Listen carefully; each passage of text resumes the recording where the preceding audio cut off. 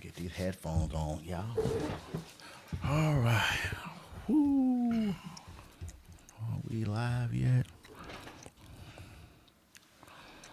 All right. All right. Let's check the sound. Check the sound. Check the sound. All right. All right. Let's check the sound. Check the sound. Check the sound. All right. We are live. Well, all right. All right. Let's get started, y'all. We are live. What's up, y'all? Hope please tune in. Please jump in the comments. I got Jay from Jiu-Jitsu. I got Storm, Julius. How y'all doing today? Y'all been all right? Good. They're gonna reach across it, nigga. Oh man, cut it out. Cut it out. It's my man. You'll be all right. You'll be all right. That's my man. You'll be fine. All right, today we're gonna be talking about boxing, UFC, a little bit of wrestling, and different topics that I normally don't talk on my channel. The myth of men, self-care, and men's health. I'll throw that in there too. I think be a good topic to talk about. So, how y'all feeling today? Y'all had a good week? Man, I can't complain, bro. Good. All right. First question I got, and y'all please jump in the chat. In 2025, do men prioritize self-care, or is it misunderstood as unmasculine, right? Men, we do a lot of different things for self-care, like play video games, sports, go to the gym, hang out with our friends, right? But, or martial arts, right? Do things to help filter out the energy. But Gervonta Davis said in a statement a while ago, the boxer, Gervonta Davis, he's tired of being angry all the time, and the sport's not no fun no more. Now, everybody's not at that level, right? But can men get tired of what we may see as self-care? Man, good question. On my end, I gotta prioritize self-care, man. I got too many people counting on me, Okay. So I'll look at it like I have to make sure that I'm straight if I'm going to be able to make sure the people that I'm around me that I love and care about are going to be straight. Okay. So for me, I know what my outlets are, and I know the things that I need to do to keep my stress levels in a good place. So that's like jiu-jitsu, video gaming, and all the stuff like that. I have to do that kind of stuff to kind of decompress from real life. Okay. Yeah, I think, give me 1 second, y'all. My poster up here hanging down. I got to fix it. Yeah, this is live, baby. We live.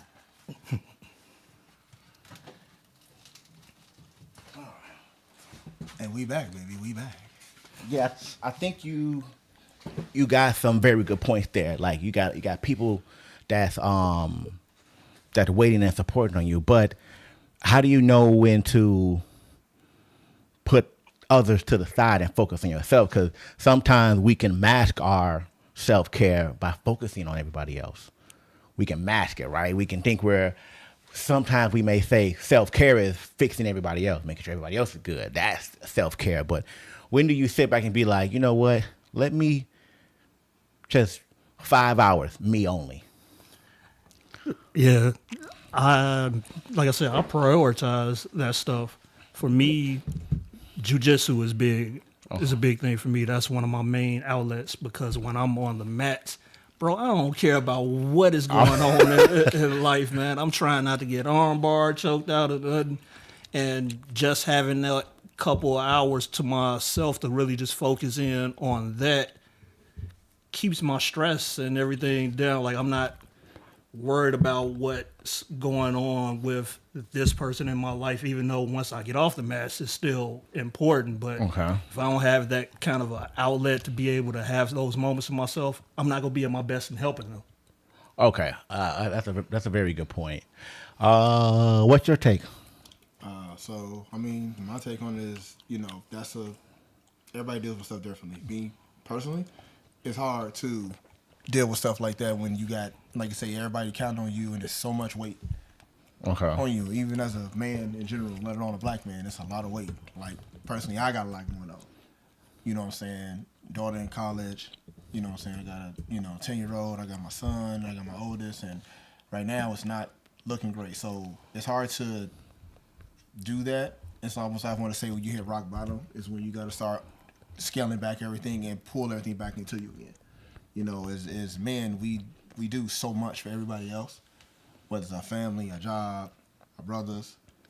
And then when do we stop and say, hey, it's my turn? Well, You know what I'm saying? and that's what I want to dig into. When do men say it's our turn? When do we say it's our turn? Like after we take care of everybody else? Because you know the whole how society sees things. We prioritize everybody else. We provide, protect, etc. All that, right? But when do we say it's our turn? Because everybody else will say, it's me first. I prioritize me, self-care. I take some time back. We don't say that. Well, it's to answer that question, you don't have a right or wrong answer for that because everybody's situation is different. Definitely. You know, everybody's situation is different. You know, some people may have a partner they can lean on a little bit more and stuff like that. Some people may have just lost a partner, and now everything is just on you and stuff like that. So it's just everybody's situation is different. So it's not about a win. Like in my personal experience with me now, it's about me. It's not about anybody else. Okay. You know, as men, we do things for everybody else. We're the man. We're the pretty much the backbone. So we have to do everything. Like you're married. You're married. So everything is on y'all because y'all the man. So as men, that stigma is always, we run the household. We got to do this. We got to do that. And if you got a good partner, like I know both of y'all have, they add to y'all. So, you know, your jiu-jitsu is good because that's your interest and stuff like that. But what if you don't have that at home? What if it's just you?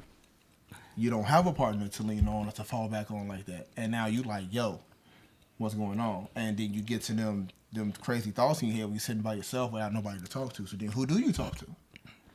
You know what I'm saying when it comes to that. Okay, well, I mean, I know there's a lot of resources out there, right? Therapists, church, etc., close friends. But, you know, I just feel like a 2025 version of men self-care is it looks a little like it's not important. Man, I gotta disagree to an extent. Like for me, I had to learn to prioritize myself more. Okay. I think it's a part of men that, yeah, we want to take care of our families, and we put a lot of people first right away, thinking that's the right way to move. And then, you know, it's not for me to say what's right and what's wrong for how somebody deals with a situation. But I found out what works for me is I had to prioritize myself first in order to give my best to the people around me. Like, you know, being a father and now becoming a grandfather and seeing my kids going to adulthood and having kids of their own. It's like, bro, it's like a culture shock, you know what I'm saying? Because when I think back to myself being in that position and being a kid and stuff, my grandfather, my grandparents, and everybody were the foundation, you know, the rock of the family, and they were always able to take things on and, you know, look out for everyone else. When my mom or my dad would struggle or I was struggling with something, they always were there to hold us down. But they were only able to do that because they took care of business, you know, themselves. They had to prioritize themselves and being able to put themselves in a position to be able to help us when we stumble and everything. So that's why I look at my own mental health as a priority, because I have to be right in order to hold it down for the people that I love. That sounds like some chains, though. It wasn't always like that. It sounds like some chains holding you a little bit. Nah, it wasn't always like that, because my mindset initially was I would sacrifice for everyone, especially like with my kids and stuff. Yeah, I can second that. Okay. All right. So, speaking about self-care, right? You know, video game. I would talk about video games, but that's the way to decompress. Talking about video games, playing video games, but in some cases, right, there are a lot of video games that are like violent and can have you project the wrong energy or as a suppression to not addressing something, right? If you're playing video games too much, Do you think some companies should be held accountable for some video game that may be a little bit addictive? Like, and the one game I will bring up was the game came out a couple of years ago called Flappy Bird. Y'all remember Flappy Bird? Yeah, Flappy. definitely. You remember Flappy Bird? So the game we had to keep pressing the thing and having this bird flap and get over, but it became so addictive they had to get rid of the game. And if you go on YouTube, or not YouTube, but if you go on eBay, and some people were selling their phones that still had that game installed because you can't download it anymore, and it's kind of rare to get a phone that got Flappy Bird on it. Do you think some games can suppress? Okay, so let me say this: is the game addictive? It was. Hold on, is it addictive, or is it just a challenge that everybody just Both. wants to beat? Okay, because I don't consider video games addictive. What I consider them is a challenge. I don't consider them addictive because, from my understanding, they're just not addictive. I don't see a video game addictive. People play video games to wind their day down. Right. You know what I'm saying? Decompress from day, whatever it is.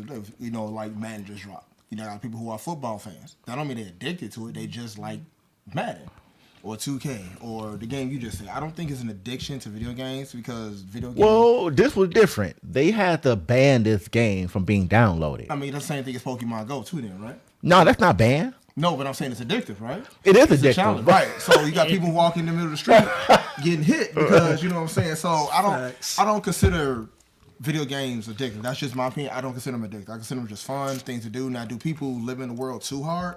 Yes. I don't know if that's an addiction. It's like, you know, people just like, but you got people who play professional video games, and that's really what they do. So are they addicted to it, or is that a job, or is it just fun?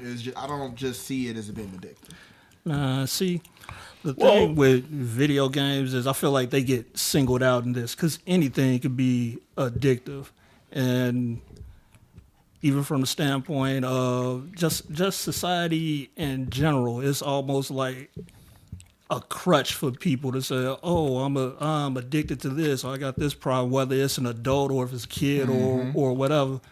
I look at it from the standpoint of kids. It's like at some point, if your kid is gaming too much, do some parenting, bro. Like, Well, no, they ain't how that work. It was 2025. Parents would be like, go play this video game while I go watch my stories if y'all still watch. That's not true. What? You don't think? No, that's not in 2025. No. Yeah. Now, back when we were kids, we can do that. But now they be making them cut it off. Nah. You got school tomorrow. Have you forgot? But like you said, that's on the parents.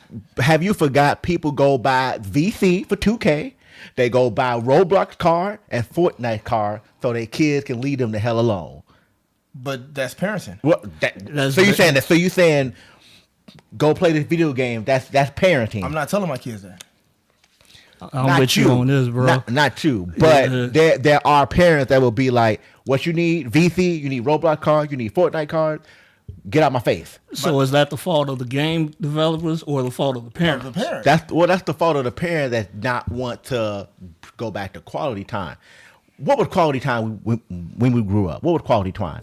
Quality time was going outside playing at the park, going to the neighborhood club, going to your friend's house.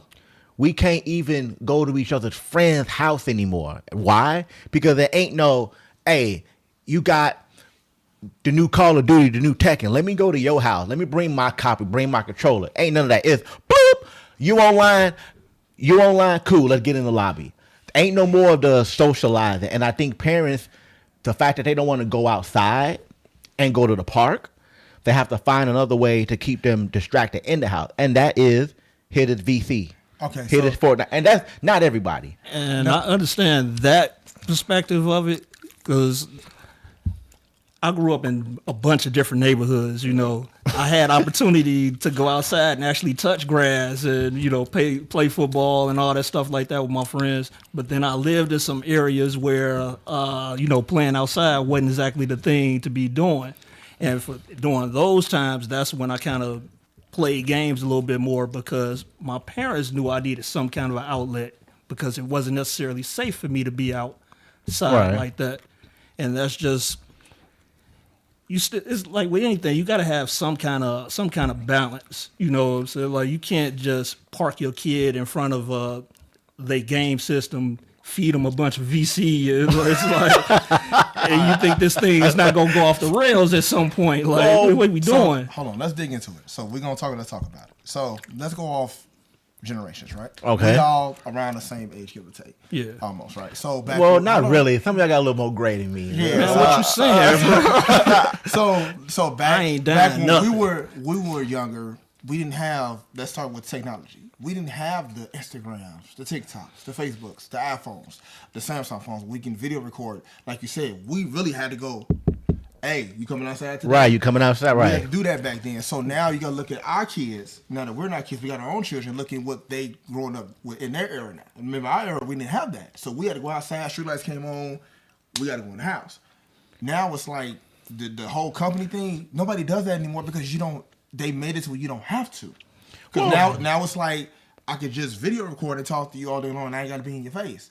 Or going outside. Kids don't go outside no more because it's so much going on with these that they don't have the, hey, let's go play ball. Like we used to hoop all day, every day all the time. when we were younger. You go, you be where you be kicking it and stuff all day long. Like kids don't do that anymore. You know what I'm saying? They'll lock in on this and be like, okay, cool. And the generations are just changing, and as parents, we're just seeing certain things because eventually we're going to get old, and our kids going to be up there, and they're going to have their kids, and then they got to adjust to their kids and their new generation. But that's when like that. your parent got to come in and step to the forefront because you have to be aware of what you're giving your kids and what you're not giving your kids. Well, but see, I think, and I hear what you say. What you're giving to, I think parents today. Who was they saying in the chat? No, that's Paul Rock.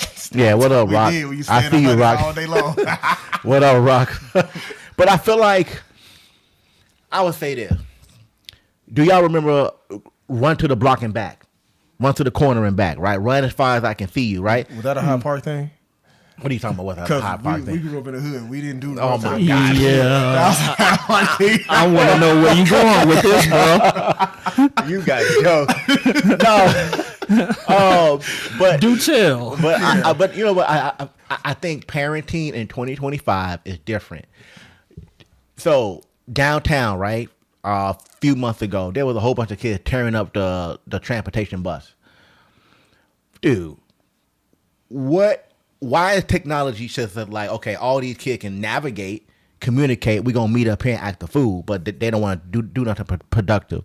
Now, you saying that, so let me ask you this. Do you think the parents of today, I'm not going to say our generation, but the parents after us, is that just normal? Is giving them something to distract them that may not be productive distraction, it's just the way of parenting? Let me say this. Go ahead, bro. The parents, and I probably get a lot of backlash from this, and I'm be honest, and I'm not talking about our parents. And the parents today, these new generation parents, are sugar honey iced tea. Sugar honey. I'm going to be perfectly honest, because I watch parents working where I work at, or seeing what I'm seeing, and they talk to their kids like they're their friends. You're not my friend. And that's what's wrong with a lot of parents now. They think they're their kids' friends. You're not my friend. I'm your father, you're my son. Now, we have a certain respect for each other, don't get me wrong. I could do certain things, but I'm not your friend. A lot of parents now make a mistake of trying to be their kids' friends. Maybe because of stuff. It's just, I'm just telling you from what I see, once again. But I don't think parents are in the position to really be parents. And what I mean by that is, not in every household. No, I want you to explain that part. That's No, and what was parenting for us growing up? You act up, you got your ass whooped. You disobey me, you got your ass whooped. You got on timeout. You got your TV taken away. You got your toy taken away. That ain't happening.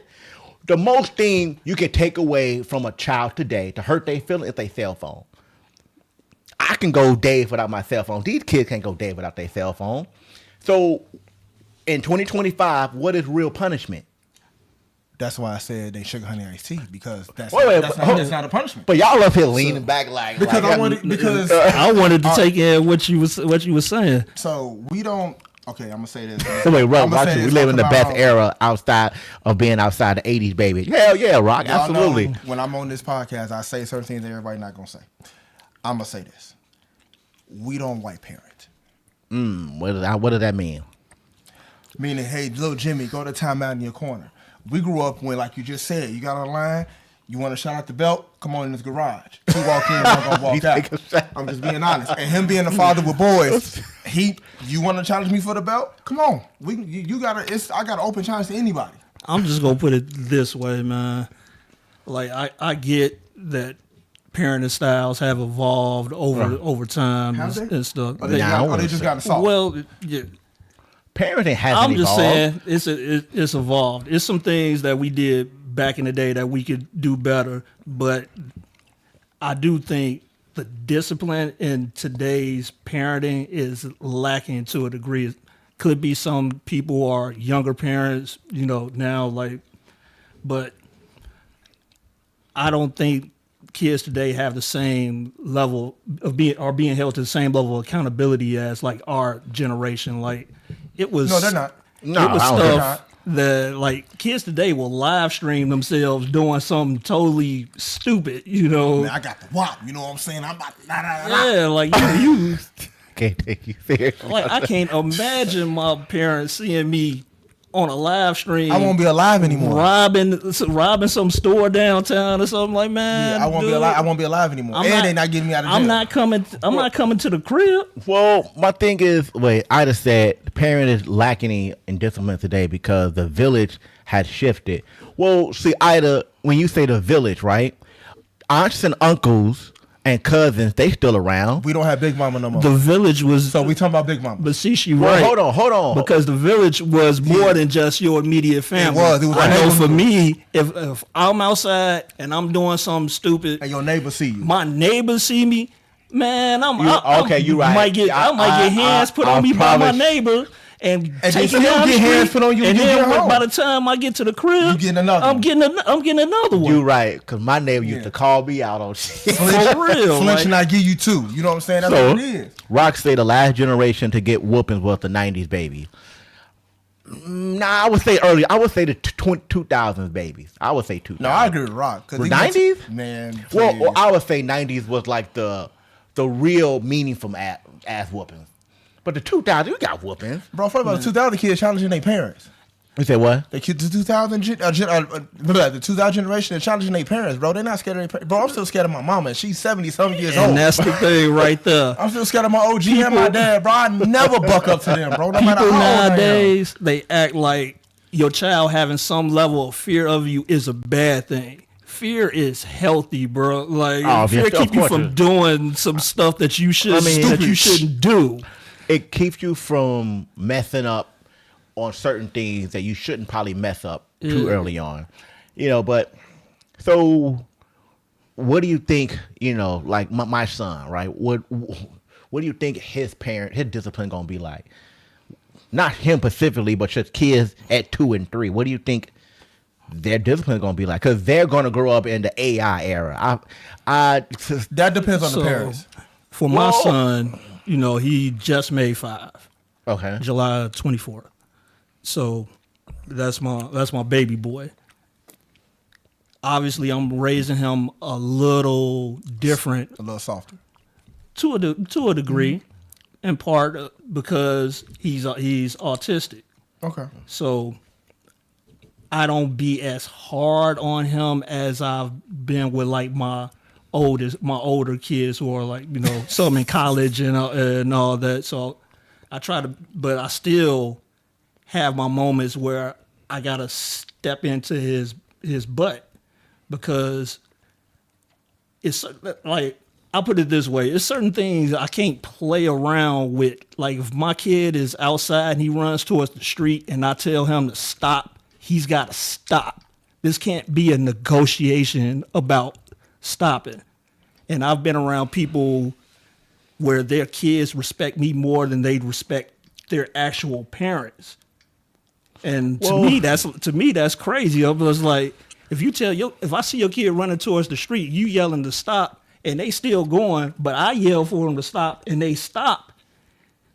Well, the dynamic is off or somewhere. Like, what's going on? So hold on, Ken. Hold on. So I'm gonna talk about the autistic for a moment. Go ahead. So I understand kids are autistic. I have one as well. He's 22. So my brother has been knowing me for over 20 years. He knows my son. I don't, just like Julius probably said the same thing, I don't treat my son as autistic. My son knows right from wrong. He knows. If he do something wrong, he knows because he has this look on his face, and I got a look on my face. Okay. And he know what time it is. Like my 10-year-old daughter, which is my baby, that's my final girl. She knows if I have this look or my tone and my voice change, it's time to tone it down. It's just certain things as parents, and your sons are gonna understand this too. If you don't understand now, when we use certain tones, so our parenting has to change. Have we got a little linear? Yes, we got a little softer on it, but at the same time, it's respecting. Our kids fear us. They may not, a lot of kids don't fear their parents. Yeah, they ain't supposed to be terrified of you. Yeah, they're not really terrified, but they put on saying like, "Dad gonna knock my face off if I get out of the house." You know what I'm saying? I'm gonna tell a story real quick. My nephew. I'm sorry, nephew. I gotta tell the story. Here we go. My nephew, he feeling himself. He 16, 17. You know what I'm saying? Dating. He, live out there in the burbs. With all the white girls, and he feeling himself. Shorty told me and my parents gonna come slide on him. So he do what the house party thing. He sneak out the crib, make a little rope, jump out the window, you know what I'm saying, lock his door, make his bed like he in the bed, put the pillows in there and stuff like he in the bed. Bro my sister happened to wake up, go knock on the door. Ain't nobody saying nothing. My nephew gone. He freaking out, right? He come back home, his little rope thing is gone. You know what I'm saying? He was so scared, he called my dad. He didn't want to come home. My sister's gonna probably kill him. What you know what I'm saying? What was put in place to create that foundation? Because it's not like you'd be like, "Oh, you should constantly making threats all the time," right? It's somewhere along the way your children understand the consequences of something that they should not be doing. But that don't mean we're not gonna go and try to be sneaky. All of us at this table have done something to be sneaky definitely. to our parents. So all we're doing, and all the kids are doing even now, is recycling the same thing, but just trying to twist it. But the thing is, when we was being sneaky, we ain't self-snitch. And we were sneaky. We didn't have this to track us. We didn't have phones to track us. We just went out the crib like, yo, we going, we'll be back. So my thing is this.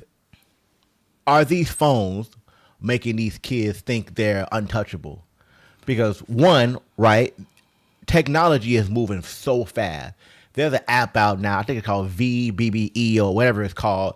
It's teaching you how to even reply to people. Because me and Ida was talking about this, how it's taking away self-thinking, right? It's taking away self-thinking. Like there's an app that even creates fake locations. So if you got to check in with your parents, there's an app where you create fake locations where you know how some parents call me every 5 minutes. Send me your location. Turn your location on so I can know where you at. There's apps that create fake locations. So it's like... So I am ignorant because I did not know that. Yeah. Yeah, I'm not going to say what the app... I'm not going to say don't what... say it, but I did not know that, though, y'all. So I didn't know that. my thing is technology taking away the ability to parent, to be able to parent correctly? Because the way technology works is making people not think for themselves. It's making them react, comment, reply, call. There's even, I seen a video where a parent FaceTimed their child and it wasn't even them. It was an AI generated to respond. So my thing is, in 2025, can parents really parent? Because you can't whoop your kids, right? Can you? You say what? You can parent in 2025. You say you can't do, hold on. You say you can't do what? Can you? You can. You got my blood. No. Hey, let me tell you something. You got my blood. You think I'm gonna put my hands on you? Yeah, okay. You can call DCS if you want to. They gonna come take your child. And I'll be like, deuces. I promise you, I ain't gonna never. One thing you will never do is make me be scared to be a parent. Yeah, I'm with that. That's a scary tactic. I'm called DCFS. I'll call them for you. What a DCFS? What is it? Department of Children and Family Services. Yeah, I always forget that. Yeah. I had to go check VY. Man, I think no matter what era we in, it's going to start with accountability, and that's what it is largely. Like these phones and all this stuff. Yeah, these kids got all types of influences and things like that, and it ain't always putting the belt to their ass or whatever. He said, AI is coming regardless. We're going to have to adapt. So I took the time to master it. So can't beat them, join them. So you part of the machine. Hold on. I got you. Wait, but you can't tell every parent you can't beat them, join them. Because, man, unfortunately, my mom still has a problem putting a VHS in. Yeah, some people gonna be like that regardless. Hey, But man. this AI thing, that's a real thing though. Yeah, but- and if you're not a parent that's gonna make your kid read books and stuff like that, they gonna just AI they test and all the stuff like. But you know what? Unfortunately, though, Quiet Storm, that's what the world is doing because people are AI and resumes. The companies are looking at resumes now, and if you do the resume the old school way, they're not even looking at it anymore. Again, though, You know what? That comes back Yeah. to accountability. Okay. I don't want my kid to not have skills just because there's AI involved and you can do this easy or whatever. Like kids nowadays don't know how to write in cursive, bro. Like that's not cursive. thing. What is it? Roman numerals. That's the worst one. They don't know that anymore. They don't know even Roman numerals. Roman bro. numerals is Roman overrated. numerals don't even teach those anymore. Like y'all know, if we went to Africa and went to the pyramid and stuff, you can't read Roman numerals. You dead because you didn't even understand nothing. You're not But dead. that goes back to my larger point. Like it's like, man, you can't just depend on the world to teach your kids the skills that they need that they need to know or you feel they need to know. Well, I'll ask you this, and I want your honest opinion. I hate Rock. I don't know what he's saying. That Uncle Willie's son. Shut up, Rock. I want to ask you this question.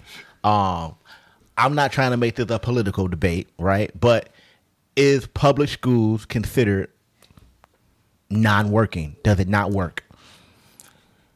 I would say it's working about as good as you can expect it to work. One, we don't value teachers as a society. Right. Like that's one of the larger issues. Like we keep overcrowding these classrooms. People are going into the teaching profession less nowadays because they don't feel value. They don't pay these people people enough. Now I'm gonna say this. Once again, I'm that controversial guy, right?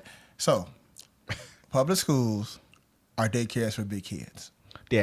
Public schools are daycares for big kids. Teachers are underpaid. They're underpaid. Yeah, and the reason They're underpaid, and the kids go to school to kick it. The teachers aren't teaching because the children don't want to learn. Now, if you send your kid to private school, guess what?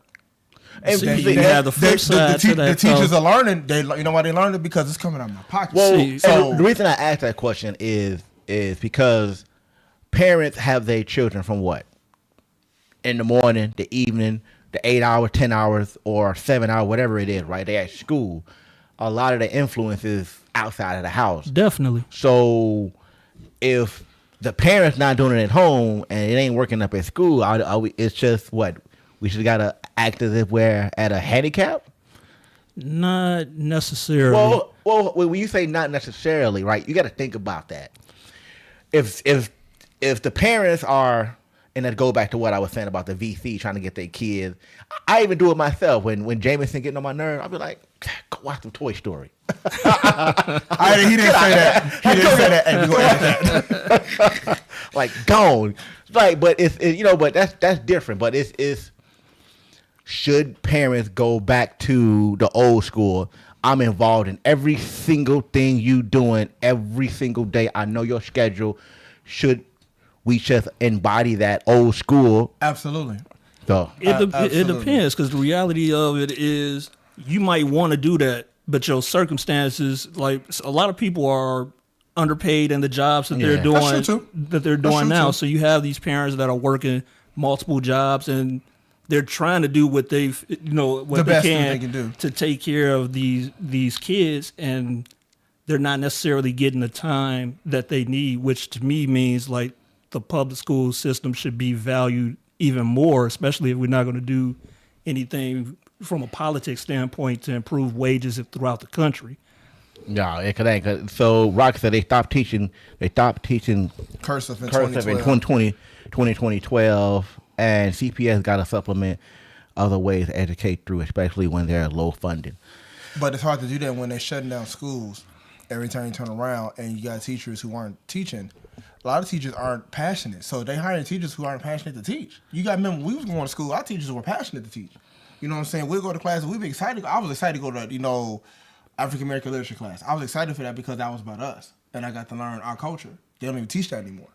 Nah, it don't teach certain things anymore. So when I went to school, it was about learning, and it was exciting to go to school, to go to class, not just to see my friends and all that type of stuff, but to go learn. Like the kids nowadays, and I will just say in CPS, I'm not going to disrespect every other school district, because every other school district is not the same. You know what I'm saying? So you got certain schools who do great. You got Kenwood, who's really good. You know what I'm saying? What they do. You got your Morgan Parks, your Whitney Youngs, but then you got your Corliss, Harlan, CVS, Carver. You know, all those schools. You know what I'm saying? It's just so messed up. Again, that goes back to my larger point of accountability. Because at one point in time, we did, like, during our generation, and I'm pretty sure there are some people now that are teachers that are passionate about teaching. The difference is you can have a teacher that's passionate and hold you accountable nowadays, and you'll have a parent that will come in and have an attitude with that teacher about holding their child accountable for what they're doing in school. Oh, no. Where our generation is, we had a teacher hold us accountable, and your parent had to come up to school. Yeah. They was backing the teacher. It was a united front. Yeah, like, hey, you effing up. Because that's another thing too, though, Backbody, that the kids don't respect the teachers anymore either. So that's another problem too. They're not respecting the teachers anymore. They're going to tell the teacher, shut the Yeah, I be saying I'm gonna call my mama, and you got the kids now. They trying to square with the teachers. Nah, you we know can't have that. I mean, but it's happening. You got TikTok. I'm pretty sure algorithm may have ran that about you once or twice. I watch kids square with their teacher, bro. Like they was just we finna get it, and they trying to teach a lesson. You know what I'm saying? I square up with my teacher. I'm gonna have multiple fights this day. There's no way I'm going home and not getting them up, man. signing up for a King of the Ring or something, man. You pull that. Oh man. All right. We took a hard swing to the left with that topic. Good conversation though. All right, so let's get back to the men's health part. In video games, we see our favorite heroes cry, wrestlers, martial arts. They talk about crying, right? Is that seen as a weakness for a man to cry? Is that a way to release tension and emotion? That's an emotion, right? Is it? I'm asking. Can we produce tears? Yeah. So, no. Okay. Why is not it a weakness to me? Why is it not done more often? Because some people have this irrational view of society that men aren't supposed to cry, and to me, it's like, dude, if you a man and somebody can dictate to you when you can and can't cry about it, it's not somebody, it's society, like, right? I'm not gonna. I could care less what society think. If I cry about something like, me losing my grandmama, so like that, this person meant a lot to me, man. Yeah, I'm a cry, and I ain't got no problem, in doing that, and I don't care who sees it because I need to process it in order to get back to where I need to be. And I hear that, right? But I think in our society, it's a very small percent. It's a very small percent of people that do it openly. Now in private, that's different. I'm talking like openly, right? It's a very, very small percent. But I think that narrative needs to change. I just think it needs to change because we see our heroes, we see it in movies, we see it all the time, but that's not reality. So I'm gonna say this: it's generation. So this is a generational thing. So I can't count on me until I see my old man cry. Be perfectly honest. I cannot count. I could probably count on my hand how many times the old man cried, and he's in his 60s. At certain times he will cry. When my grandfather passed away, that was one. When my grandmother passed away, that was one. Okay. You know what I'm saying? But I don't see my old man do that. My old man, to me, he's my Superman. You know what I'm saying? Even me being 43 years old, you know what I'm saying? My old man could do anything and everything. But even I know there's times where you be like, you may not show it, and as men, we're not supposed to show it. But we have kryptonite too. We have a weakness like anybody else does. Oh yeah, I agree 100%. Yeah, I just see it like I saw my old man cry a couple of times. I didn't see my grandfather ever cry that much, but there was a handful of times where I can remember him actually crying. When he was on his deathbed. I saw him tears coming to his eyes as I sat there holding his hand. And sometimes I just look at it, like I said, I prioritize my mental health. And I realize when I'm holding stuff in and stuff, I am nowhere near my best. It weighs too much. It weighs too much on you. You know, and I think acknowledging that and being aware of that is key. I think it's very important. Do I allow myself to cry? Ida, the last time I cried was at our wedding, so you better hold your yeah. Teacher, you didn't cry when you had your son? What? No. You didn't cry when you had your son? Bro? No.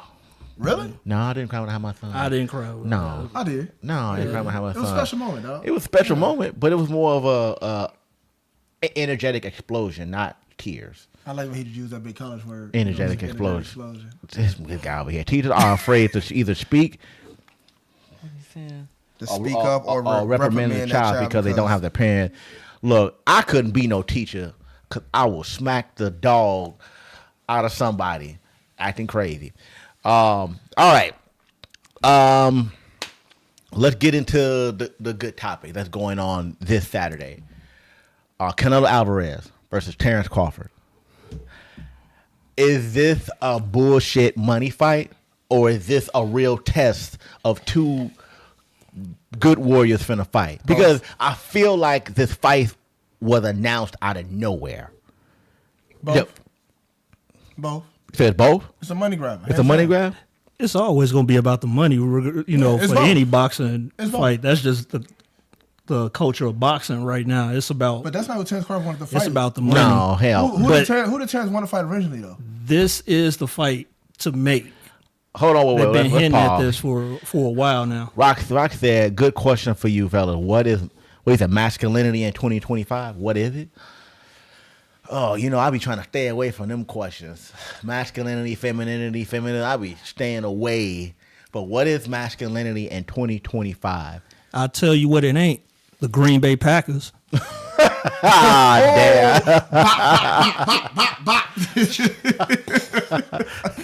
Oh, shit. Oh, shit.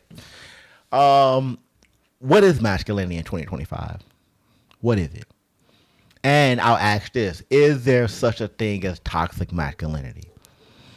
And I wouldn't. I don't use the word toxic. I don't like to use. But you have to use the word toxic. I like to use arrogant. I don't like to use toxic. Those are two different meanings. Really, is it? Yes. Well, those are two different meanings. But I don't like to use the word toxic. But it's been used a lot. But is it toxic though? Is the question. If it's toxic, then it's toxic. You got to call it like you see it. A spade is a spade. Well, no, that's what. A lot of the stuff they were saying was toxic masculinity was just regular masculinity. Like, man. Well, no, it's. I think there's a such thing as being arrogant with it. Being arrogant, having a chip on your shoulder, coming off as an asshole. That's a difference. Like if, you know, I always hear Mr. Tate. I'm not gonna say his name, Mr. Tate, right? Masculinity isn't one size fits all anymore. It's a layer of conversation. I disagree. I disagree. It's not a one fit. I think. Well, it was never one size fit all. So she got a point. It's not one size fits all. It's not one size fits all, but it's still similar from the same root. It's like a tree. Like it's a tree. It's still the same root, but it branches out. But that don't mean that the path didn't start from the same place. I don't know if that makes sense. I'd agree with her. I mean, get out of the comments. Don't do that. Look, be careful with your words now.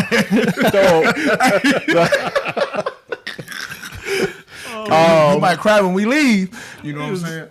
I would say this. I say masculinity is the show of strength of a man, right? But it can also be the belittling of another person. It can also be the shameful or shaming of another person.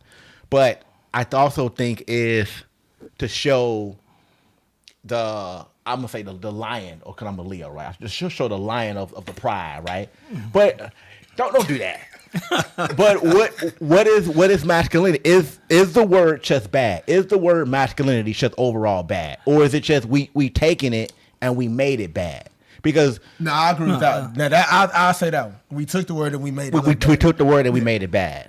So I don't think we necessarily made the word bad, because it's a lot of pushback from the whole toxic masculinity stuff. Because I'll put it to you this way: someone can look at me as showing like a level of toxic masculinity because I don't do like gender neutral parenting with my son or so. My son can't play with no dollhouse. He can't wear dresses. There's like, none of that stuff. I don't care what any new age parent does. Not my kid. Not in my house. We don't do that. You're a little boy. We gonna behave as a little boy. Now, if I'm toxic, if I'm expressing toxic masculinity for saying that, so be it. I don't give a. Well, I think toxic masculinity, it comes off as someone, from my understanding, it's someone that is arrogant, walking around, They apply that to a lot of different things. And they do. Too. But are we saying showing what a man is and being a man and standing on business and being straightforward, it's just, you're doing too much. Or should we be suburban? Should we be we servant type of? I ain't gonna be suburban because I'm from the hood. So should we be servant type of man? Yes, dear, I hear you. Oh, this it's never standing up for ourselves. Or if I'm saying hell no, fuck that don't work. I'm just trying to understand why did that get pulled in? That being a man, standing tall, as I would say, it's just. Now all of a sudden bad. I don't know, man, to be honest, because I had a similar kind of conversation with as far as like toxic masculinity. To me, I think a lot of times people take areas where men feel about being disrespected and how they choose to handle that and make that an example of toxic masculinity. Like take Jalen Carter spitting on Dak Prescott. Okay. So man, he baited that though, bro. I don't care if he baited it at all. I have a very short list of things that I'll brush off, and some things that I'm not finna brush off. You spit on me, bro. We fighting. That's what it's gonna be. So I will say this: in the new era we in now, the masculinity thing, it's taking a completely 180 twist. And when I say that, what I mean is, you got the women acting like men, you got the men acting like women. I mean, you got a lot more women that have to be that man. But hold on, is that just social media? No, that's not social media. Hold on, because I got data on that. That is from L.A., Atlanta, Miami, all that stuff. That's from those, New York. That's from those areas where you hear that stuff. That is not the norm everywhere else. I did some research. That stuff that is put out, that a man supposed to be embracing themselves as a woman and a woman supposed to be masculine, how they're trying to switch the role, that is from certain areas. That is where the algorithm is pushing that stuff out. That's not everywhere. So I'm not going to algorithm, and you took it out of context. So what I'm saying is that you got what we'll call, we're alpha men, right? Alpha, okay. You have a lot of women who consider alpha women, right? Okay. So as a man, I don't want to be with another man, if you understand what I'm saying. So, granted, I want my woman to be strong. I want her to be independent. I want to do all that. But I also want a woman to be a woman. You know what I'm saying? So a lot of that may come from also women dealing with what I call boys. When they got to raise them. Where they, do a little bit too much. So a lot of, like I say, a lot of it, like look at the movie Baby Boy. The movie Baby Boy. So let's look at the movie Baby Boy. So shout out to my man Tyrese, but he was a mama's boy, right? He wanted to live with his mama. He wanted to do a lot of stuff, right? So then he didn't grow up to be a man till what, the end, right? When he was like, I'm gonna move my baby mama, I'm gonna do this, I'm gonna do it the right way. It's just that's some of the biggest things and struggles when it comes to masculinity, man. A lot of the guys out here aren't being men. They're not being men. Then now the woman has to step up and be the man and the woman, because the man is not doing the thing. Like, for instance, the man don't go to work, but your girl going to work every day, and then you sitting at home. But some people would say it's 2025. Them days over with. I don't care what year it is. Well, I don't care some what people year would it say is. them days are over with because you got to think about it. In the 40s and the 30s, women didn't work, right? They'd also have a lot of rights back then, too. Well, kid. hold on. Truth about it. So hold on, right? So you got to hear what I'm saying. We talking about an era where something wasn't available. Now it is available, right? Think about that. Something that wasn't available for a couple decades. Now it is available. Are they wrong to run towards it? So once again, I'm not saying it's wrong. Once again, as me, Or being not- a black okay. man, I want my woman strong. Let's get that. How strong do you want her? I want her strong. I want her independent. I want her to be who she's gonna be. But I also want her to be a woman when it comes to me. But that's also something I think as men we have to earn. A lot of men think they're just gonna get that shit right out of the gate, and that's not what it is. So this is gonna go a whole different way. And I don't want to spend too long. We were talking about the Alvarez thing. When it comes to us, we have to bring certain things in order to get the woman attention, right or wrong. We can't be brokey. We gotta have. Well, hold on. We can't be brokey. We gotta have our own stuff. We got our own apartment, our own car. We can't be living in mama's basement. And all that type of stuff, right? I disagree. And you know what? You want to know why I disagree with that? I gotta disagree too. You want to know why I disagree with that? Because that is a false perception that we think that is going on. Because there's not in, let's say, in the state we live in. Let's pick somewhere random like Minneapolis. There is not a bunch of 18-year-old girls, 20-year-old girls saying you got to have all these things. They want to go to the movies and have a good time. Nobody's thinking about all of that. You got to be out to model baby. So you got to think about it. And it's going to sound bad, right? Bums be sleeping with bums. They don't look for those things. Bums be sleeping with people that out of their league and vice versa, right? They don't look for those things. So when you say they got to have all these check marks, that's not true. Now if you 35, right? You in the grown person's age range. Some of them things have to have check boxes. Now hold on. I'm gonna ask you this question, both of y'all. Both of y'all are married, right? How long y'all been with y'all? You've been with your wife 6 years plus, right? Almost 10. I'm saying you've been with yours for 5 now. Okay. So when you first approached her, you had certain things in order already, right? I had things. No. Hold on. See, I'm gonna tell you I'm now. only asking the question. Because there's no way you came as men. When we court women, it's like we can't come with our cup empty. I'm not saying that. I'm not saying that. But I have to disagree. I have to disagree. I'm gonna tell you why. Because fortunately, I'm blessed. The wife that I have is the woman that is meant for me. Correct. But I know this much about her, and one of the main reasons why I love her is she was the same person whether I was up here or I was down here. I didn't meet Crystal when I was in like the situation that I'm in now, where I'm well off. Were you broke when you met her? Yes. This guy goes. not super broke, but I wasn't doing that good, bro. When I met Crystal, I was at the Zone, the club, my dude. dude, Did you have your own spot? working security. Did you have your own spot? No.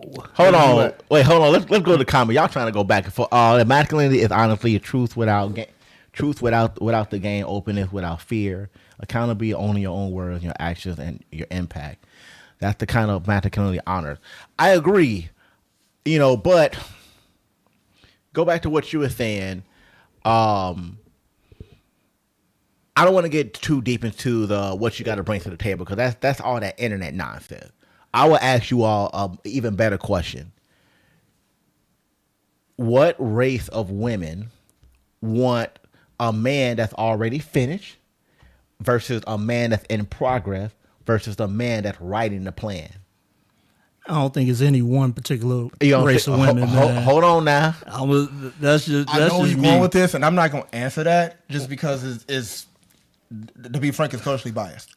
So I'm not going to answer that. It can't because it is because okay. So here it is. We're going to lay it out.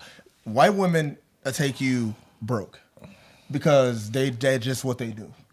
I don't know about that, bro. No. Oh, No. Hey, look, man. They will. I have played in the snow. I have been known I have too, to a couple have times, and I dabbled know, trust me. quite a few times. So when it comes to my queens, So, my queens, my expectation is my queens. I have to bring something because regardless of what it is, I have to have something to add to what she has. I can't come in with just nothing or anything like that. Now, granted, you may have been what you call broke and you didn't have your own place, but she also may have saw potential. And that was the reason why she was like, okay. And that's why. That's what I mean. But you got hold on. Because No. there are women out there that can see the potential in a man and be willing to grow and build something with you. Now, does everybody move like that? Of course not. not. Hold on, but see, that's not. and it was a follow up to that question. And the reason I asked that question is, and if you don't think one of them is true or they have merit, why do the nice guy finish last?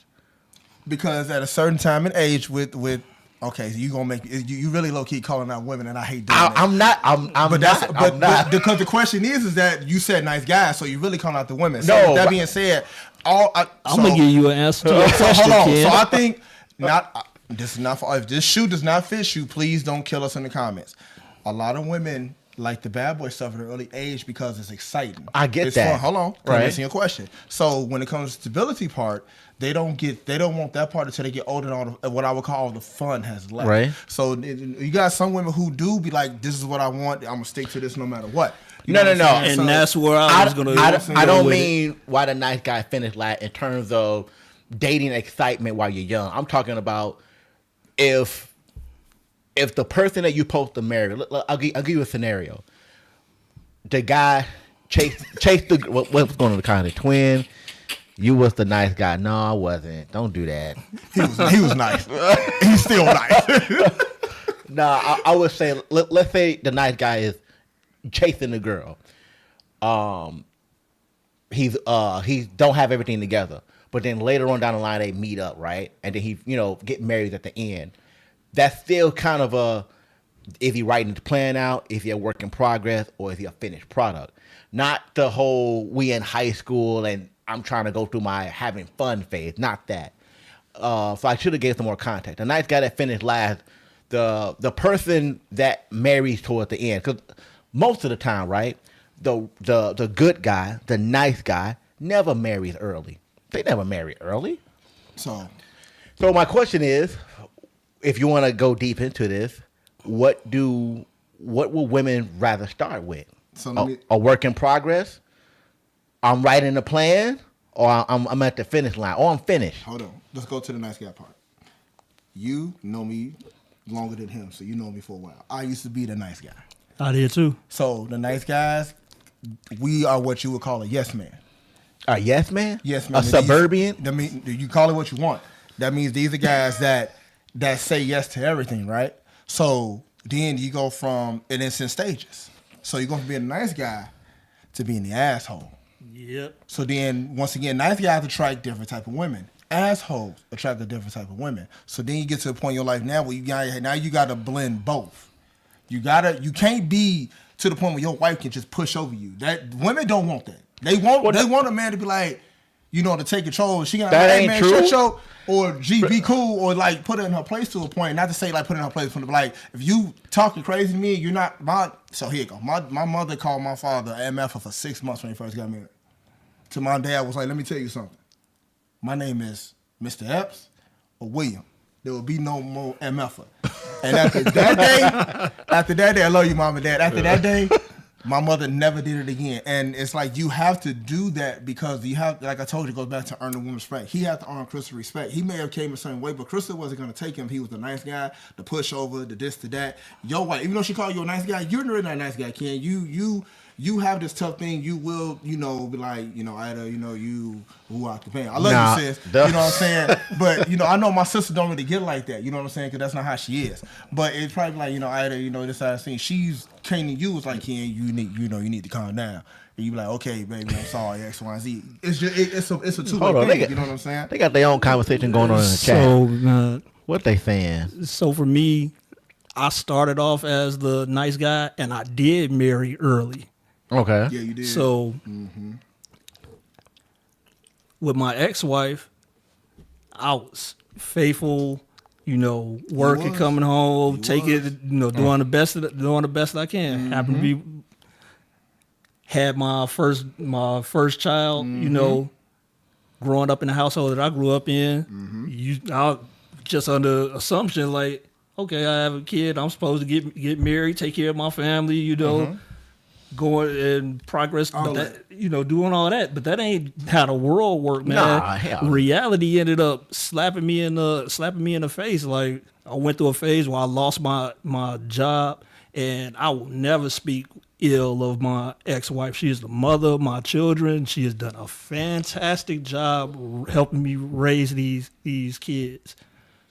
But financial issues led to a lot of change between the dynamic between me and her.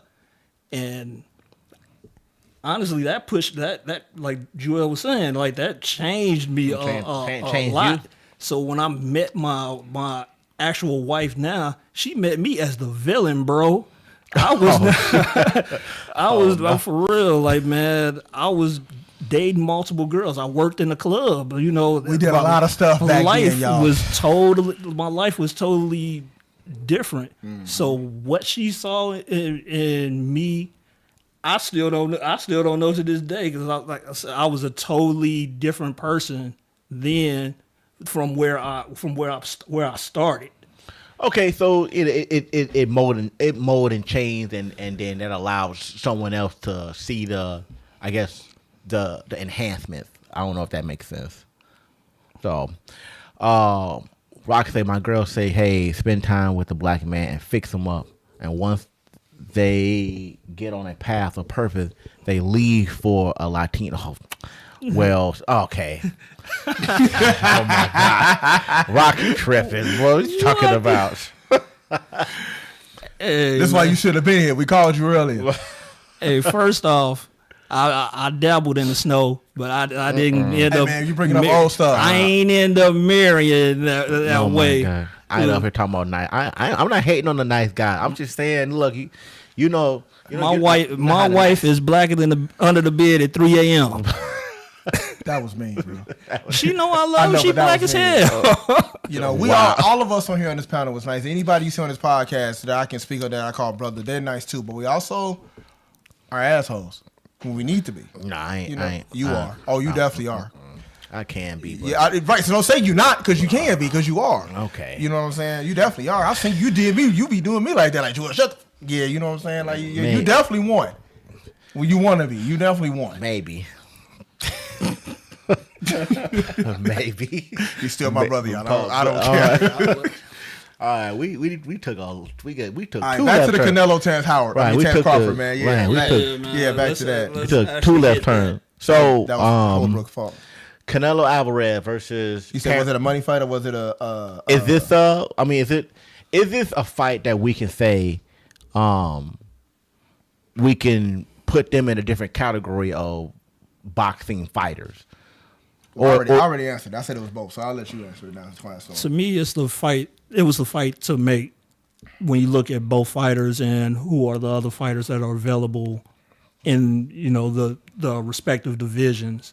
It's a move up for Crawford, and boxing is always going to follow the money, man. This is the biggest money fight that they can make. And as of right now, yeah. Well, I think it's going to be a good fight. It's funny you say make money. It's free on Netflix. They're not making paper because we're about to enter an era of pay-per-view being dead. Exactly. Okay, so it's free on Netflix, right? Right. Do you pay for Netflix every month?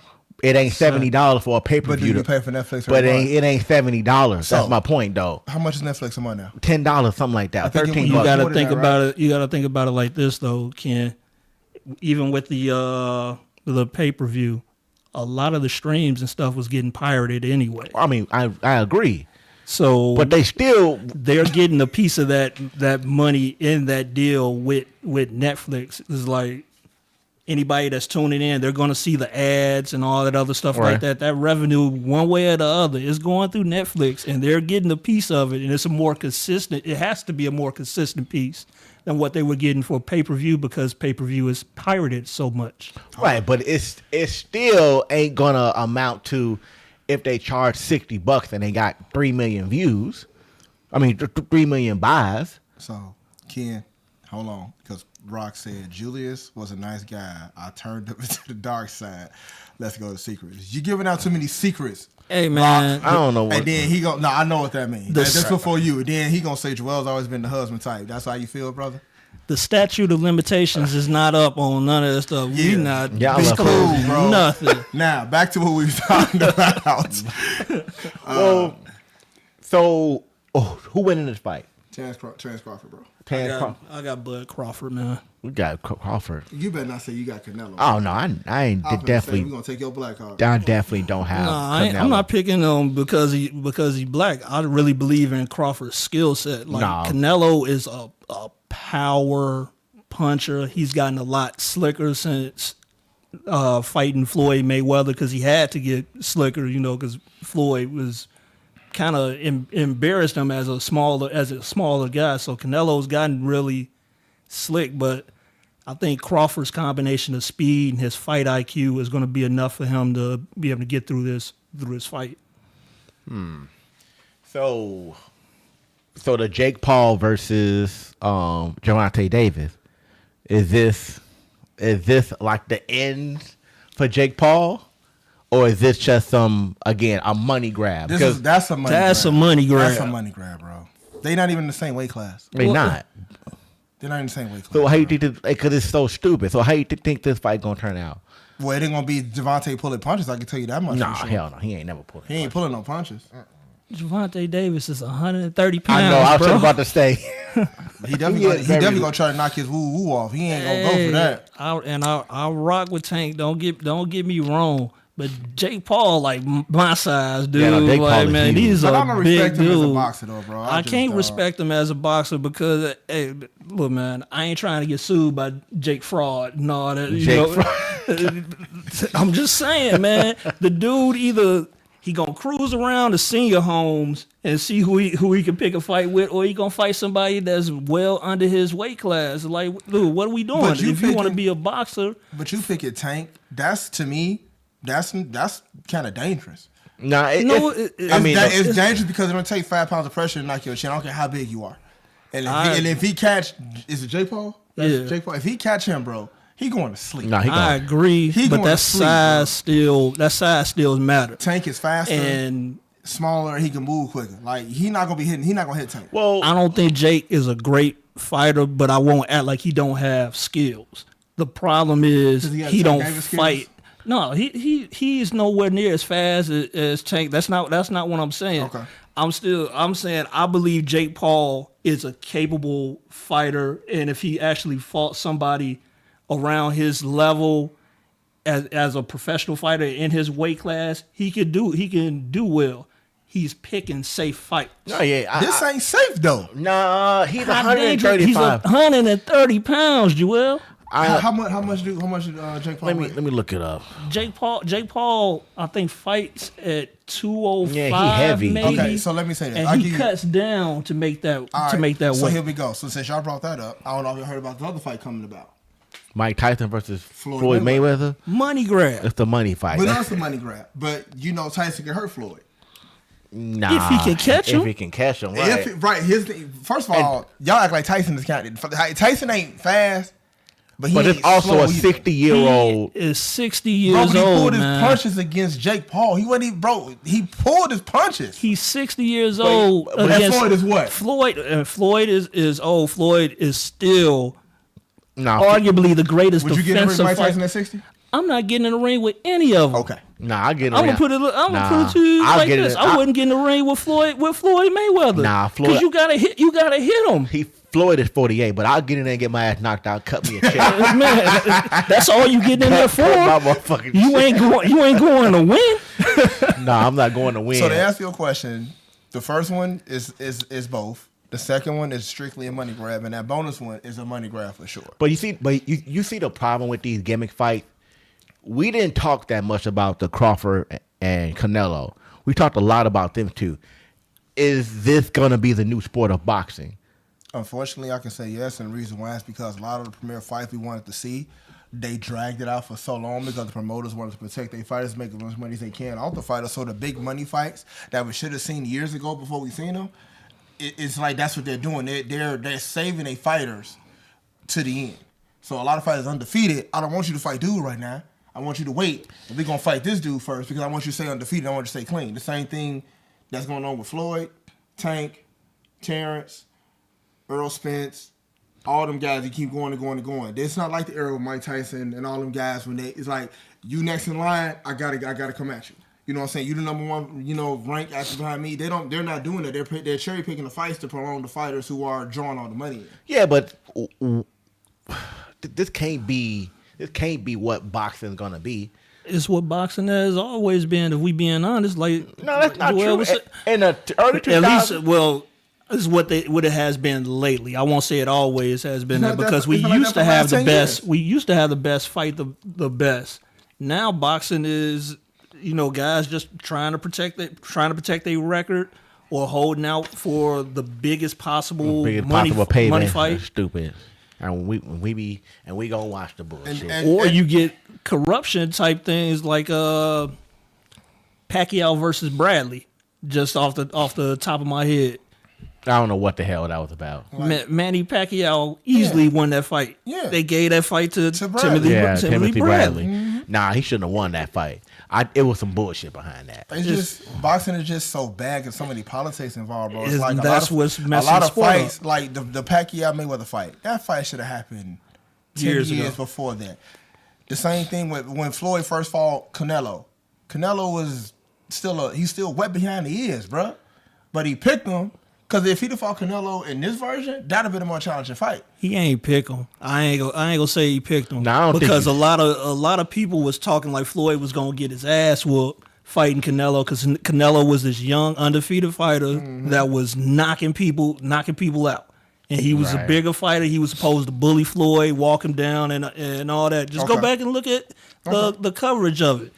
But then he got in the ring with Floyd, who, again, in my opinion, is one of the greatest defensive, pure boxers I've ever seen. And he taught Canelo a boxing lesson.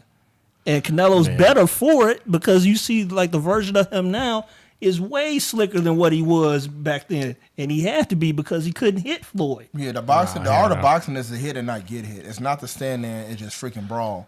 If you want to do that, go to UFC. You know what I'm saying? But boxing is for you not to get hit. That's why I do respect Floyd. Is he the GOAT? Not a chance in hell. But, you know what I'm saying? I respect the fact that the man knows how not to get hit. The man can go have a fight and go to the club that on that night. Wait, you say Floyd's not the GOAT? No. So who would be the GOAT over what Floyd has done? Who would be the don't get up here and say, do not get up here and say Muhammad Ali. But that's what I'm gonna say. Why not? Why would I not say that, bro? Like, it's Muhammad Ali, bro. He's the GOAT, hands down. It's all in what you like. Hold though, on, man. remove what Muhammad Ali did outside the ring, in ring only. I'm going off in the ring, sir. I'm not going outside the ring. In the ring, Muhammad Ali is the GOAT, bro. He's the greatest GOAT, of all time. Muhammad Ali, bro. I'm not talking about what he did outside the ring is one thing, but inside, bro.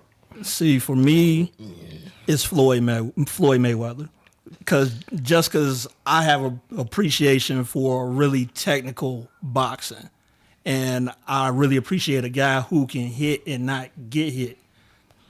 When I'm looking at this Canelo and Crawford fight, what makes me go with Crawford is even though Canelo is a lot more slicker than he was back then, I know at his core he's gonna want to bang, and if Crawford stands there, it's like, not gonna work. But I think Crawford is just gonna do a great job at boxing him. Like the guy has a really high fight IQ. He's not gonna fall for the traps that Canelo sets. Yeah, I agree. So the reason why I hear what you guys are saying when it comes to Floyd, and the reason why I disagree with that is because Muhammad Ali, when he was younger, you couldn't hit him. Definitely. You couldn't hit him. No, you couldn't hit him. So when you took out 4 years from boxing because they're trying to make him go to the war, right? and you come back. So now you realize once again, new generation of boxers coming and stuff, right? So now he has to learn. He has to develop a different tactic because you got to fight the George Foremans and the Joe Frazier's who were brawlers, right? They was big guys, big stock guys, and they kept pushing forward. So if you give Muhammad Ali them 4 years back in the ring, bro, that's why he's my GOAT. Because even though he left and he came back, bro. Definitely can respect that. Yeah, he came back and still won the heavyweight championship, bro. He beat a guy. He beat a guy that was half his age and was super strong, bro. Like Floyd, I respect Floyd. Floyd is number 2 in my book when it comes to greatest of all. He's number 2. I'll give him number 2 because of his technical skill and sound in the ring. He's that dope, bro. Trying to hit him is like trying to hit a fly. See, you know what I'm saying? I'll give it to Tyson though, the GOAT. You know why I can't give it to Tyson, bro? It's because Tyson he was a brawler. And Tyson I get was that, a brawler. but Nah, I can't let you disrespect No, Mike's skill set, man. No, it's not disrespect. Meaning Tyson wanted to fight before he even got in the ring. Tyson had so much power. He was a brawler. Tyson was like a dog. When he got in the ring, he was a dog. He was a wolf. He trying to kill you. No, but People Tyson, disrespect Mike Tyson's technical skills, man. Dude, that man with that peekaboo style of boxing. No doubt. Like, Yeah. Mike Tyson is supremely skilled. Like, you know how many fights he went into? Like, yeah, the intimidation factor, all that was real. All that was real. Oh, hell no, this dude. But so that intimidation factor and all that, yeah, that was real. But he still had to have a skill set. Being a smaller heavyweight, he was always fighting guys that was like bigger than him, taller than him, longer than him, and he still managed to get in on these guys to be able to execute his game plan. It wasn't just he's in my top 5. But Mike, he didn't. Okay. He didn't brawl. Mike was just an animal in the ring. Now, the only knock I got to give Mike Tyson, bro, that he lost to Buster Douglas. I hate that. He was supposed to win. And that long 10 count was some BS. He was supposed to win that, dog. That was the longest 10 count ever. And you lose to Buster Douglas, and Buster Douglas ended up losing to who? Lennox? Lewis? I don't know. He fought when he first won Nah, the title? but you got to remember, this is still not just like with Ali. Mike Tyson coming off of the allegation of that grape and all that other stuff and going to jail and everything. Like, man, that's not the same guy that used to walk into the ring, you know, and was taking people out round 1, 30 seconds in. It's like, yeah, you're right. That's not the same guy. Well, Buster Douglas, I went back and understood what happened in that fight. He was telling his mama all the stuff that he was going to win this fight, and so something was going on with his mom. I think it was destined for him to win that.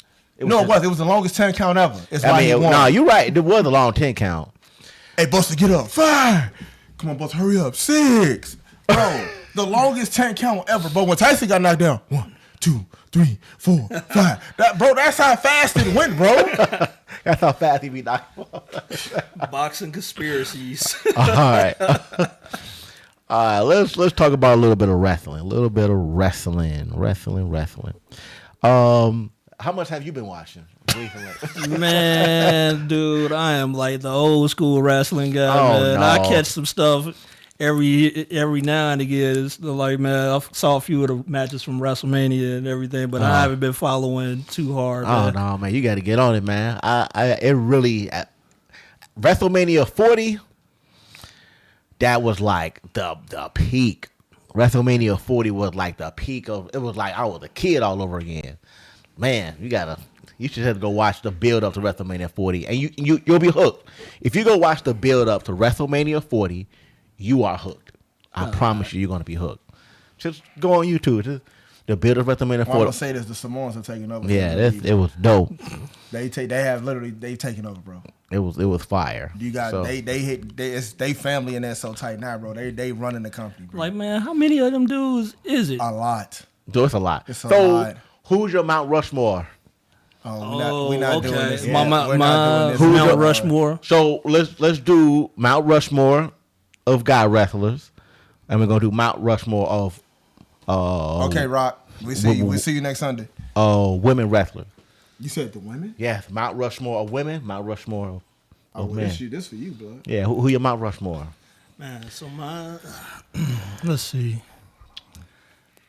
Ric Flair. Oh, woo! Yeah, I gotta go with that, man, for sure. The Rock. Okay. Let's see. He about to name everybody from the 90s. And Oh, it's definitely, definitely is. it's definitely that era, bro. I'm gonna keep it a buck. It's gonna be that area. So it's Ric Flair, The Rock, Stone Cold, and one of my personal favorites was Macho Man. Macho Man. Ooh. Okay. I respect that. So who your Mount Rushmore for the women? Man, that would be. Let's see. Okay. I got two that's gonna be pretty. That's gonna be pretty funny to me, man. Even though I didn't get to catch a whole lot of their ring work like early in their career, but the Fabulous Moolah Fabulous Moolah. and Mae Okay. Young. Oh man, dude, I used to Yeah, love when the Dudley Boys. The Dudley Boys was there, like, I'm like, man, I can't believe they did that to that old ass woman, man. They used to throw their ass. Through the table. I used to love that shit. Yeah. So Okay, you got two. You got so that's two. I really like Trish Stratus, man. Okay. She was one, and Jade Cargill has Okay. has been Oh, one yo, like Mount Rushmore. yeah, Your Mount Rushmore. bro. Your Mount Rushmore is Yeah. kind of. She is. If I watch wrestling, it's because of her. That must be a fluid list right there. That man. Man, It's because of her. that is fluid right there, bro. If 'cause- I'm tuning in, that's who I'm tuning in to see. I ain't gonna hold you. When they I'm would've- just saying, like, I saw the end of that WrestleMania match. She finished the old girl, then she hit her with like a sniper. I was like, oh, I'm like, okay, or on the John Morant over here. That's funny. Who your Mount Rushmore women? oh man. Mount Rushmore. So I gotta go with. Damn, I hate this. Shit. Bianca Belair is one. Bianca Belair. Okay. Mount Rushmore. Charlotte Flair is another one. Okay. I would have to say Lita is one. Okay. Lita. Yeah, that's a good one. And I think my last one, I would. Man, this one is tough because a lot of good women wrestlers. Man, it's hard to just do that. I probably have to go with Trish too, man. Trish Stratus. Yeah, Matter of fact, no, I take it back. I like AJ Lee. AJ. Okay. All I right. go that's- AJ Lee because she just came back. Okay, that's a really good lad. AJ Yeah. Lee. Yeah, good. My Mount Rushmore of WWE women is gonna definitely be Sasha Banks. Definitely gonna be Lita. Sasha Banks, Lita. I wouldn't put Jade Cargill or Bianca up there. And the reason why is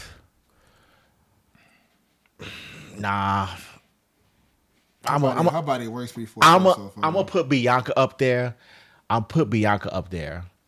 Not Jade Cargill. Yeah, I'm not putting. No, Jade I up wouldn't there. put Jade Cargill. No. Let me start over. I'm tripping. Nah, this I'm gonna man. start over because you. It's hard. When you think about Mount Rushmore, it's four. Yeah. And you got to think about. You try to answer it so quickly, but you forget about everybody else.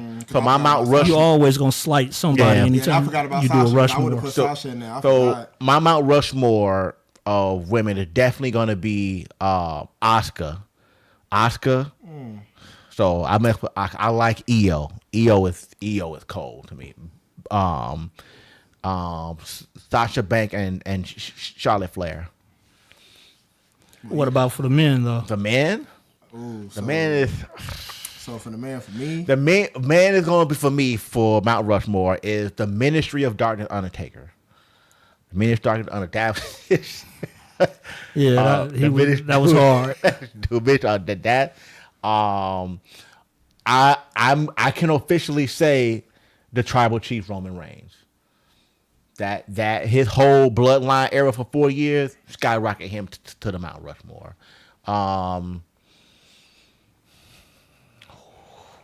I'm gonna say The Rock. Definitely gonna say The Rock, and I gotta say Ric Flair. So my four: Undertaker, which Stone, Undertaker? The Undertaker, period. I don't care which version. All of them was dope. Undertaker, Stone Cold. I actually got honorable mention too. So I got Undertaker. Man, Stone it's Cold. 4, bro. I know, it's the but Rushmore. I know, but I got honorable mention though. It's the Rushmore, man. So you got Undertaker, Stone Cold, The Rock, Triple H, and then Shawn Michaels. Okay. That's fair. I think That's why I had the honorable mention because I gotta include him in that, bro. I can't leave Shawn out. Yeah, but I think the Mount Rushmore, it'll never be the same. It's just too many. It's too many. Yeah. And the generational change. Because I could have put Roman Reigns in there, but I got to go off.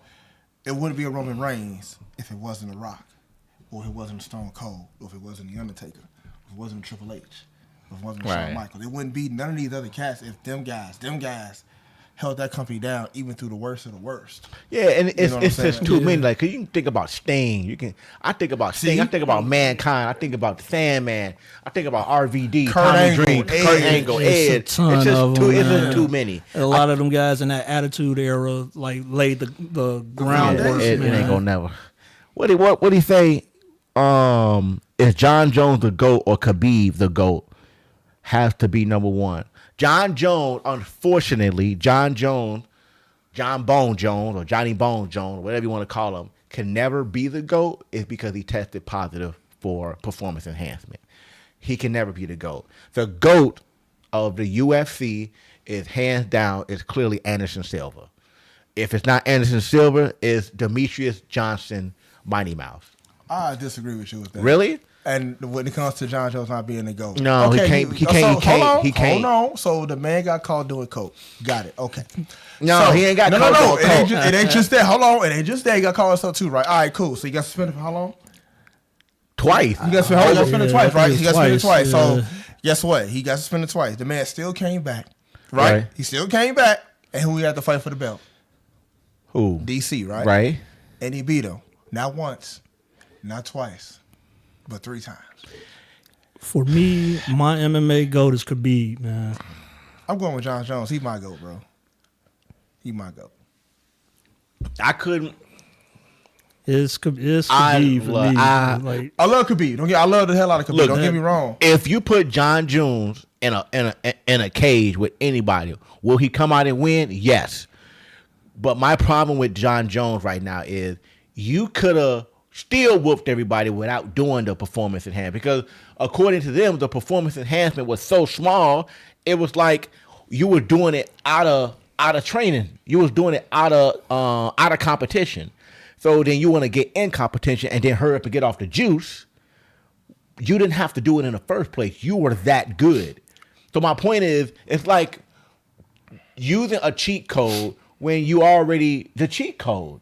yeah, I get where you going with this. I mean, when I think about like pure talent, He has it. Jon Jones and Demetrius Johnson are probably the most purely talented people to ever set foot in a cage. Just like when you think about Jon Jones' skill set, like you were saying, this dude was doing the booger sugar and all types of stuff. He gets in the ring with an Olympic level wrestling champion. And out wrestles him just to prove a point, bro. Like that's what I'm Jon saying. Jones. Name another is fighter. phenomenal. Name another fighter, and I'm not saying nobody does this, but name another fighter who can do booger sugar, get suspended for 2 years, and come back and still win the belt outside of Jon Jones. You said name somebody that has more Name somebody else more title defense. No, name somebody else who can do the he booger said sugar, do he the just point come like back. Jon Jones, get suspended for 2 years, come back. We shouldn't even be asking that But question. but we have to because it's already out there, right? No, because that's why I'm with Ken on we that. shouldn't even be asking no But question we like that. shouldn't. But it's in the record books that it's done, right? He's already done it. But the point is, it doesn't enhance what he should have been doing without it. Yeah. It's pointless to say that. Or he can go do coke and come back and still win. That don't make him better. How many else he got in his lost collar?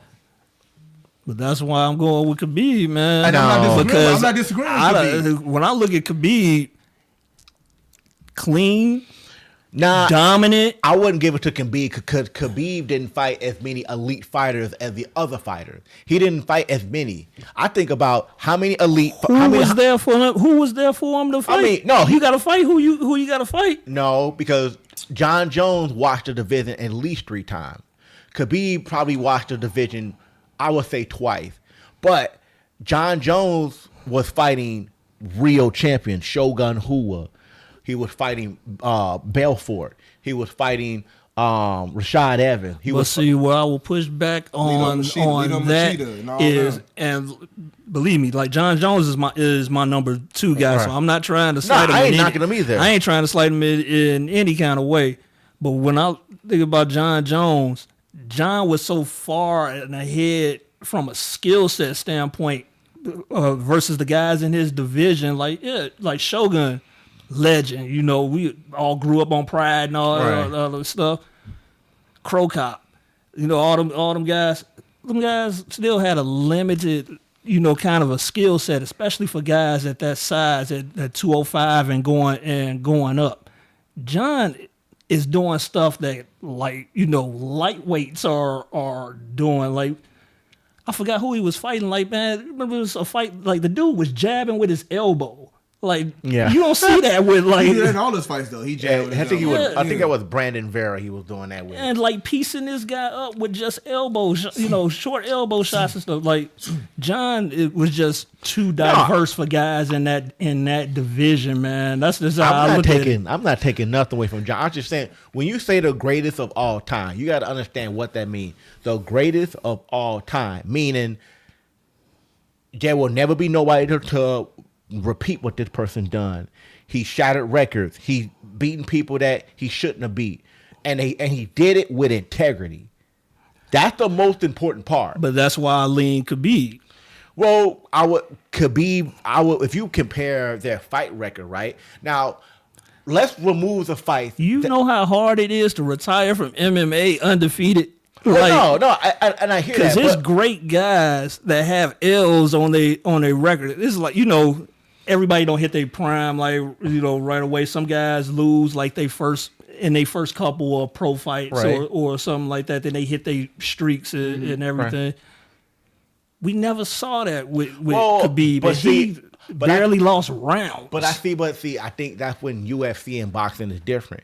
In boxing, if you're undefeated, you're looked at as more of the top. The greatest fighters in MMA have losses. George St. Pierre, Anderson Silva. Jon Jones ain't got no losses. Jon Jones. He got he don't have a loss. It's a no contest. That's not a loss though. Well, hold on, but my point is, MMA is not the same. They don't look at the zero, the no losses as like that make you legendary. That's not how it works in MMA. Because who is hands down one of the greatest jiu-jitsu artists of all time? The Gracies. The Gracie, right? Mm-hmm. Losses everywhere. Yeah, definitely. Matt Hughes, right? Matt Hughes was known for trying to beat beat them, but I don't think his undefeated record really plays put him as on Mount Rushmore. If you ask a lot of people, I'm not just going strictly off of his undefeated record. I'm going off of what I seen and what I'm seeing out of fighters coming out of that camp. Look at the UFC right now.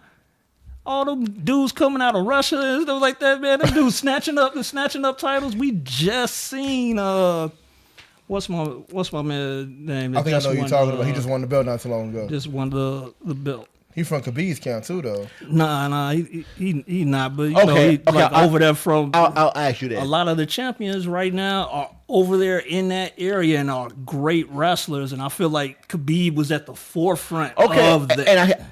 Would you put Khabib over George St. Pierre? For me, yeah. Would you put Khabib over Anderson Silva? That's a tough one, but yeah. Would you put Khabib over Demetrius Johnson? Now, see, I believe Demetrius Johnson is like I said, he's one of the most purely talented fighters. But you weigh heavily on that old record.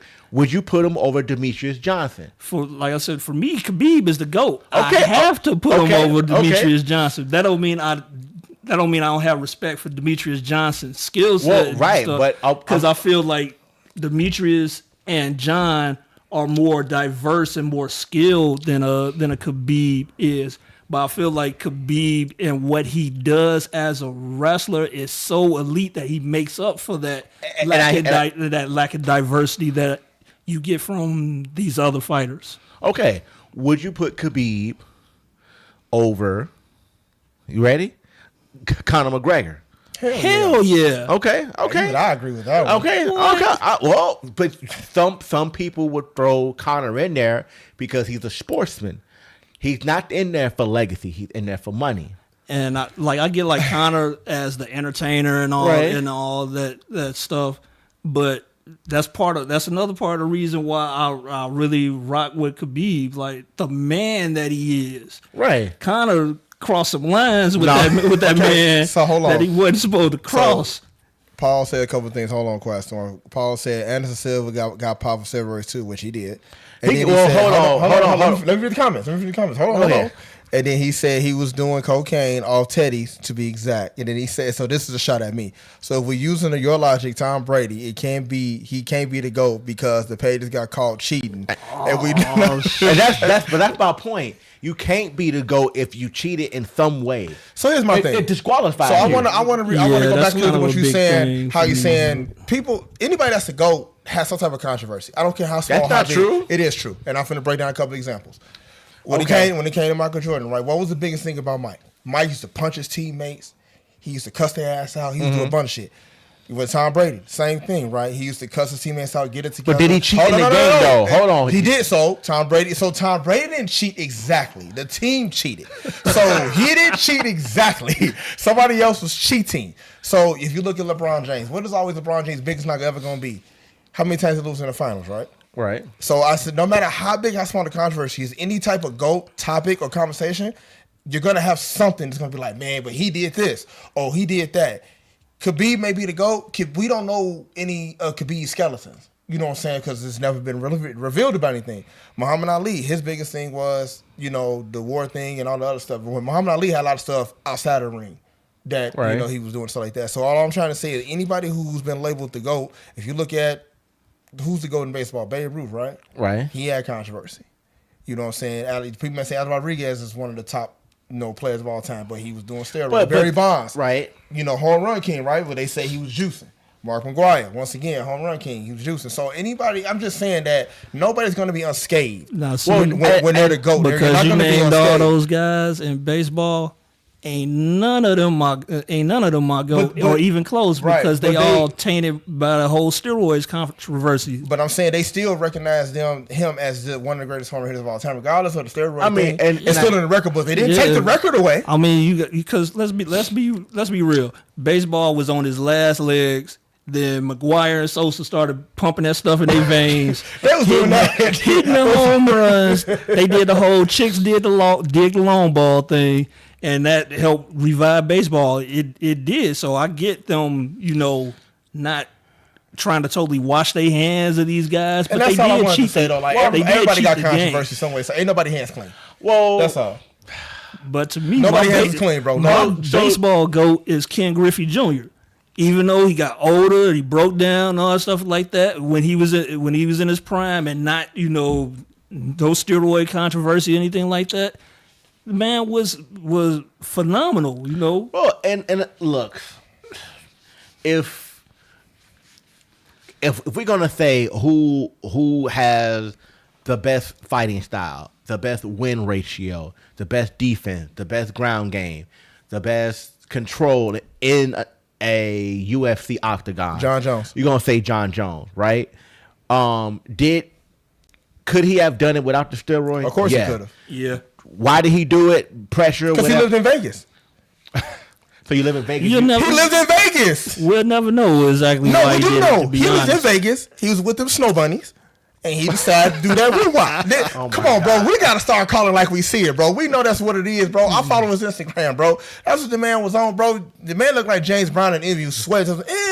That's how high he was, bro. That's just called like we see it. That's just what it is, bro. The man lived in Vegas. He was clowning, bro. If he was anywhere else, bro, that wouldn't have happened. But when you in Vegas, bro, we know somebody all the time that say, if I go to Vegas, I'm going to get sick, right? Yeah, I get what you're saying. Okay. So when you go to Sin City, bro, you can do everything out there, bro. And he was training out there, bro. That's what he was training at.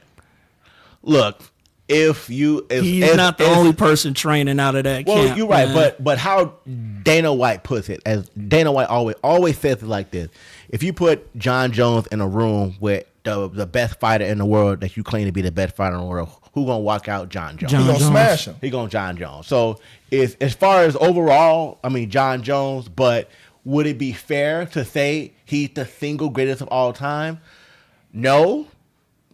But there's controversy there, right? Yeah, you definitely. That's super controversial. It's controversy there. It's controversial because if you're the greatest of all time, right? Don't cheat. That's all I'm saying. That's how I see it too. Just don't cheat. Don't cheat, and especially when you don't have to. Because who said it? Anderson Silva got popped for steroid. He got popped for steroid because he broke his leg, and he needed muscle recovery in his leg. So that's what he got popped for. His intention wasn't, I'm finna get an advantage. It's my leg got broke and I need to recover quicker. So let me ask you this. So Jon Jones got popped, right? Uh-huh. So not one. Oh, no. But here's my thing, right? So how many times Jon Jones go through the division? Well, I think it was 3 times. So this is me being devil's advocate. When you do something for so long and it's like, man, ain't nobody here no more. Like I didn't watch everybody. Right. You're the same person. So now, bro, like I'm bored. So now I want to do something. You get me. No. So wait, I'm not saying this right. I said I'm playing devil's advocate. So bro just looked up one day. He said, you know what? I'm bored. Okay, let's get it. Because maybe that was his high. Him getting in the ring, fighting tougher opponents. Like you can only go through the lightweight division, and it's like I watch everybody. You keep bringing me to you recycle. I say I need some more fun. He's in Vegas, right, y'all? So it's about Vegas has the nostalgia of I gotta have that high. When people first go to Vegas the first time, it's like it's so much going on. I don't know what to do. I'm gonna crash out. You would look. No. I think you're trying to give him a pass. No, I would never give him a pass. I don't think he should have done it. Under any circumstance, he should have done it. But what I'm saying is, he needed something else because I could just say the man was bored, bro. Like he's whooping everybody in the division to when he had to go to heavyweight. Okay. To fight somebody because he was like, bro, this is getting lame, Dana. You ain't putting nobody in front. The man just said he retired and then come back and was like, yeah, I'm gonna fight a dude now. Okay. Yeah. All right. I just hate that him using, and getting popped for that. It too. It's a cloud over his resume. It is. There's no dugging it. And we know he's got the talent and he has the skill set and he should be regarded as the GOAT by everybody because like you said, if you put him in a room with all these great fighters, he's the one walking out of that room, and I think everybody can honestly agree and believe that. But unless somebody gives some coke in there, man, you put him in wilderness with a grizzly bear, he come out with a chinchilla, bro. I'm telling you, that's how cold that man is, bro. Like the man is cold, but at the end of the day, your whole resume is going to be looked at. He dropped dirty twice, right? Because you dropped dirty twice. He's still my dog. Nah, Johnny Bone Jones. So, how long we been talking here for? About 2 hours? Damn. No, it ain't been that long. Yeah, it been. No, it's only 9:53. We started at 8:10. You're right, brother. My math ain't math. Sorry. Not at all, boy. I did some coke. Okay, so just to go back to that topic about the public school, it has failed us. It failed me tremendously. No, let me stop. Yeah, public schools. All right. Well, no more questions today?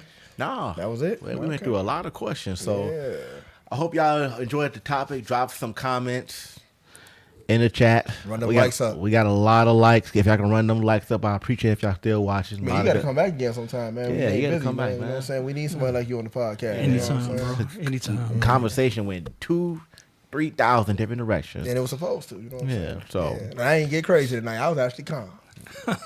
Yeah, okay. I was actually calm. I can get real. Yeah.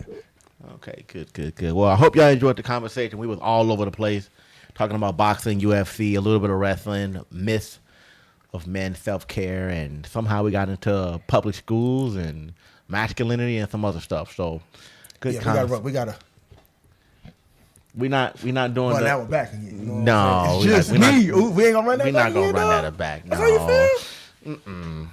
No. This guy, the nice guy. All right, well, Storm, Silent Storm, whatever you calling yourself. It's Quiet Storm. Respect on that man name, dog. You see the I'm messing with you. I'm messing with you. Name, dog. I'm messing with you. All right, y'all. Hope y'all enjoyed the live conversation. Join in the chat. Please go back and rewatch it. We had a lot of things we talked about. Subscribe, like, and share. That's the best way to support the channel. And I see y'all soon. Y'all gonna see me walk off because the computer over there. Just me, Oos.